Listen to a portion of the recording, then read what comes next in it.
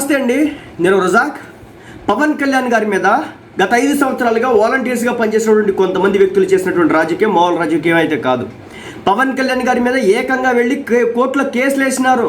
మా వాలంటీర్స్ని ఇలా అన్నారని చెప్పేసి ఈ రోజున వీళ్ళు ఆర్తనాదాలు అనమాట.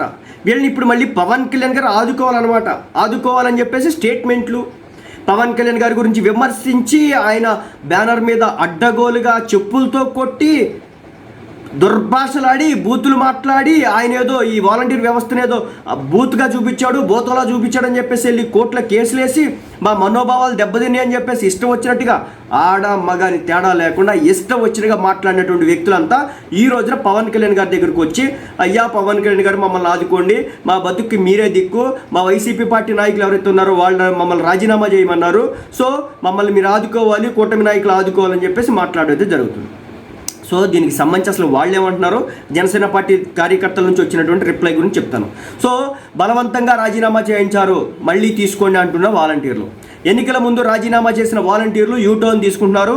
తప్పనిసరి పరిస్థితుల్లో రాజీనామా చేశామని, తమను మళ్ళీ విధుల్లోకి తీసుకోవాలని వారు తమ ఎమ్మెల్యేలను అయితే కోరుతున్నారు.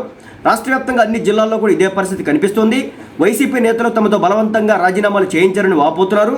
అయితే ఎన్నికల ముందు 1,08,000 మంది వాలంటీర్లు రాజీనామా చేసిన సంగతి తెలిసిందే. వీళ్ళంతా కూడా రాజీనామాలు చేసి వైసీపీ పార్టీ నాయకుల కోసం పనిచేసినటువంటి పరిస్థితి, ఇంటింటికి ప్రచారాలకు వచ్చినటువంటి పరిస్థితి. వైసీపీ పార్టీ మొన్న ఎలక్షన్ కోడ్ పడిన తర్వాత కూడా నేను చూశాను, చాలామంది వాలంటీర్లు గ్రౌండ్ లెవెల్లో వైసీపీ పార్టీ నాయకులతో తిరగడం. అదేవిధంగా సరే తిరిగారు, దాని గురించి నేను కొంచెం పక్కన పెట్టినప్పటికీ కూడా వీళ్ళు పవన్ కళ్యాణ్ గారిని, అదేవిధంగా నారా చంద్రబాబు నాయుడు గారిని, నారా లోకేష్ గారిని టార్గెట్ చేసినటువంటి విధానం, వీళ్ళు న్యూట్రల్గా ఉండాలి. ఎందుకంటే వీళ్ళకి గవర్నమెంట్ దగ్గర నుంచి డబ్బులు వస్తున్నాయి. ఇంచుమించు వీళ్ళు ఉద్దేశించుకునేది మేము ప్రభుత్వ ఉద్యోగులు అన్న మాదిరి. కాబట్టి వీళ్ళు నెలకు 5,000 రూపాయలు తీసుకుంటా వీళ్ళు చేసిన పని ఏంటయ్యా అంటే వైసీపీ పార్టీకి 100 వాడినారు, పాడితే పాడినారు. కానీ పవన్ కళ్యాణ్ గారు ఆడవాళ్ళు మిస్సింగ్ జరుగుతుంది, ఎక్కడ కూడా వాలంటీర్స్ కారణంగా జరుగుతుందని చెప్పేసి పవన్ కళ్యాణ్ గారు ఎప్పుడు చెప్పలేదండి. పవన్ కళ్యాణ్ గారు చెప్పిన విషయం ఏంటంటే ఈ వాలంటీర్ వ్యవస్థ ద్వారా తీసుకున్నటువంటి ఇన్ఫర్మేషన్ ఏదైతే ఉందో అది మిస్యూజ్ అవుతుంది, అది కొంతమంది వ్యక్తుల చేతుల్లోకి వెళ్ళి ఒంటరి మహిళలు ఎవరైతే ఉన్నారో వాళ్ళని టార్గెట్ చేయడానికి అవకాశం అయితే ఉంది. అదేవిధంగా మన పర్సనల్ ఇన్ఫర్మేషన్ అంతా కూడా వీళ్ళ త్రూ కొంత మాఫియా చేతిలోకి పోతుందని చెప్పేసి ఆనాడు పవన్ కళ్యాణ్ గారు మాట్లాడితే వీళ్ళు చేసిన రాద్ధాంతం ఏంటంటే పవన్ కళ్యాణ్ మమ్మల్ని అవమానించినాడు, పవన్ కళ్యాణ్ మేము మనుషుల్ని కిడ్నాప్ చేసే వాళ్ళగా చిత్రీకరించినాడని చెప్పేసి బయటకు వచ్చి పవన్ కళ్యాణ్ గారి మీద ఆయన బ్యానర్లు అడ్డగోలుగా చించి ఆయన బ్యానర్ల మీద చెప్పులతో కొట్టి ఇష్టం వచ్చినట్టు మాట్లాడడమే కాకుండా పవన్ కళ్యాణ్ గారి మీద కేసులు పెట్టినారు. ఈ వాలంటీర్లు కేసులు పెట్టినారు. ఇలాంటి వాళ్ళు ఈ రోజున వాళ్ళ ఉద్యోగాలు పోతున్నాయి అని చెప్పేసి మళ్ళీ పవన్ కళ్యాణ్ గారికి, జనసేన పార్టీకి ఆర్తనాదాలు, అభ్యర్థనలు అన్నీ కూడా పంపిస్తున్నటువంటి పరిస్థితి. వీళ్ళని క్షమించాలా?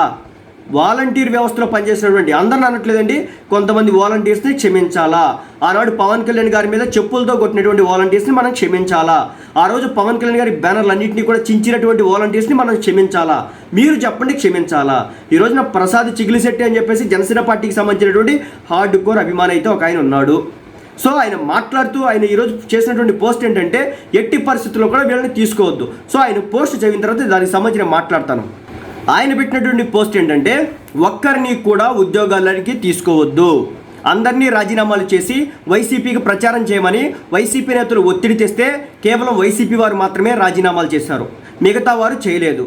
వచ్చేది మళ్ళీ వైసీపీనే, రాజీనామా చేయని వాళ్ళు ఉద్యోగాలు పీకేస్తామని వార్నింగ్లు ఇచ్చినా జరిగిద్దని రాజీనామాలు కొంతమంది చేయలేదు. వాలంటీర్ల వ్యవస్థ ప్రక్షాళనలో భాగంగా రాజీనామాలు చేసిన వారిని పూర్తిగా తొలగించడంతో పాటు వైసీపీకి పనిచేసిన వారిని తొలగించి మళ్ళీ కొత్త వారిని రాజకీయాలకు అతీతంగా తీసుకోవాలి. వాలంటీర్ వ్యవస్థని రాజకీయాలకి దూరంగా ఉంచాలి. ప్రతిదానికి వాలంటీర్ మీద ఆధారపడకుండా సచివాలయ సిబ్బందిని వాడుకోవాలి. వాలంటీర్ల సంఖ్యను తగ్గించాలి. ప్రభుత్వ ఉద్యోగాలు భర్తీ చేసి శాశ్వత ఉద్యోగాలు కల్పించాలి. ఇది జనసేన పార్టీ వాళ్ళు చెప్తున్నటువంటి మాట. ఈయనొక్కడే కాదు, మరికొంతమంది కూడా ఇదే విధంగా రియాక్ట్ అవ్వడం అయితే జరుగుతుందన్నమాట. సో ఈ వాలంటీర్స్ ఎవరైతే ఉన్నారో ఉంచండి, కానీ ఏంటంటే నీతి నిజాయితీగా పద్ధతిగా వర్క్ చేసి న్యూట్రల్గా ఉన్నటువంటి, మరి ముఖ్యంగా ఫోన్లు చేస్తే ఇసిగించకుండా ఉన్నవాళ్ళు, ఏదైనా ఒక అవసరం వచ్చి ఫోన్ చేయగానే వెంటనే రెస్పాండ్ అయ్యేటటువంటి వ్యక్తులను అయితే పెట్టండి. అలా కాకుండా మాకు పని ఉంది, సాయంత్రం వస్తాం, రేపు పొద్దున వస్తాం, ఈరోజు కుదరదు, ఎక్కడ దాకా ఎందుకు, మా ఇంట్లో జరిగినటువంటి విషయం, మా సిస్టర్కి బీటెక్కి సంబంధించినటువంటి ఫీజు రియంబర్స్మెంట్స్ పడాల్సి ఉంటే అది అమ్మల ఖాతాలకి పడితే మా వాలంటీర్ దగ్గరికి వాళ్ళకి ఎన్నిసార్లు ఫోన్ చేయాల్సి వచ్చిందో లెక్కాపత్రం అయితే లేనటువంటి పరిస్థితి ఆ రోజు నెలకొని ఉందన్నమాట.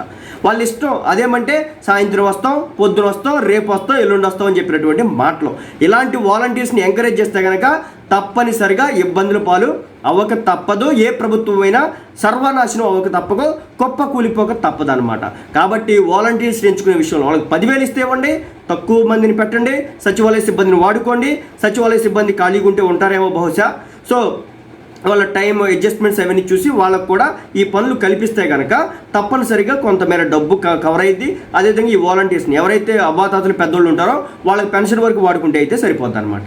సో కాబట్టి ఈ వాలంటీర్స్ చేసినటువంటి రాజకీయం ఏదైతే ఉందో కొంతమందిని అయితే ఎట్టి పరిస్థితుల్లో కూడా ఉపేక్షించాల్సిన పని అయితే లేదనేది నేను చెప్పేటటువంటి విషయం.